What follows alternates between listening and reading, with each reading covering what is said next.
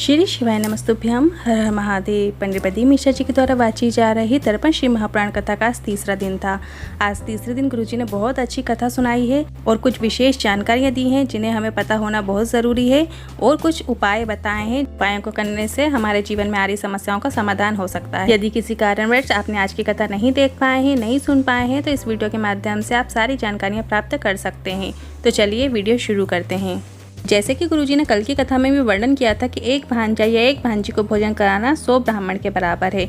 यदि श्राद्ध के भोजन में हम पंडित जी को जिमाते हैं, उसके बाद भांजा भांजी जिमाएं, तो इसका भी इंतजार करने की जरूरत नहीं है। आप ब्राह्मण के साथ में भांजा भांजी को भी जिमा सकते हैं। श्री महापुराण में यहाँ तक वर्णन मिलता है कि ब्राह्मण के आने में यदि देरी है या ब्राह्मण नहीं जिम पा रहे हैं, उसके पहले भी आप यदि भांजा भांजी को जिमा देते हैं तो उसका भी कोई दोष नहीं लगता है। अगली दूसरी जानकारी गुरुजी ने बताई है कि सारे पितृ एकम से लेकर अमावस्या तक जितने पितृ होते हैं वो यहीं मृत्यु लोक में वास करते हैं, और जब पितृमोक्ष अमावस्या आती है उस दिन सारे पितृ नदी तालाब बावड़ी के पास इकट्ठे होते हैं और वहाँ पानी का आचमन करते हैं। जो पितरों के स्वामी होते हैं वो आर्यमा स्वामी होते हैं, जो कौए पर बैठ कर आते हैं। उनका वाहन कौआ है।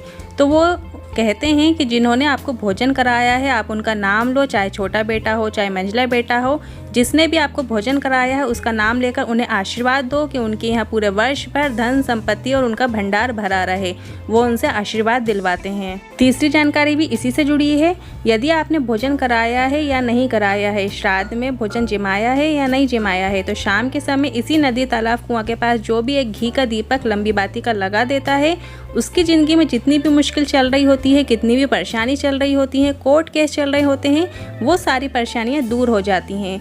तो एक घी का दिया आपको ज़रूर लगाना है और वो घाट पर लगाना है, मतलब जो नदी का स्थान है उसके पास लगाना है। जल में उसे छोड़ना नहीं है, उसे जल में तैराना नहीं है। आपको बस पास में दिया लगा देना है। जो बाती का मुख है उसे आपको दक्षिण दिशा की ओर रखना है। अगला चौथा उपाय जो कि गुरुजी पंडित प्रदीप मिश्रा जी के द्वारा बताया गया है, जब हम शिव मंदिर जाते हैं, शिवलिंग के ऊपर जो जलाधारी लगी होती है उसमें शिव जी की 5 पुत्रियों का वास होता है, जया, विषेरा, साम्रीवारी, दोतली और देव। शिव महापुराण कहती है जब उस जलाधारी के अंदर हम थोड़ा सा जल या 1 लोटा जल भी डालते हैं श्राद्ध पक्ष में, तो वो 1 लोटा जल भाग पितृलोक में जाता है। पितृलोक में पितर उसे पा लेते हैं। तो श्राद्ध पक्ष में यदि हम शिवलिंग पर जल चढ़ाते हैं तो उस जलाधारी में भी जल जरूर चढ़ाएं।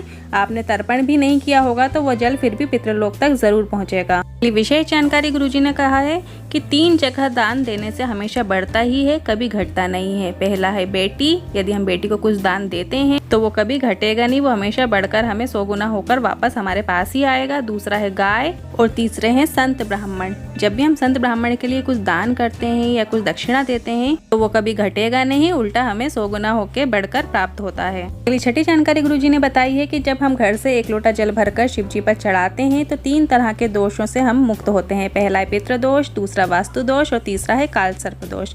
जब हम घर का जल लेकर जाते हैं तो यह 3 प्रकार के दोषों से हमें मुक्ति मिलती है। जब आप शिवलिंग पर जल चढ़ा देते हैं तो जलाधारी से आ रहे जल को थोड़ा सा आप उसी लोटे में भरकर घर पर लेकर आएं और पूरा घर में सिंचन करें। उससे आ रही परेशानियां, जो समस्याएं होती हैं, उनसे भी हमें राहत मिलती है और घर धन संपदा से भरा रहता है।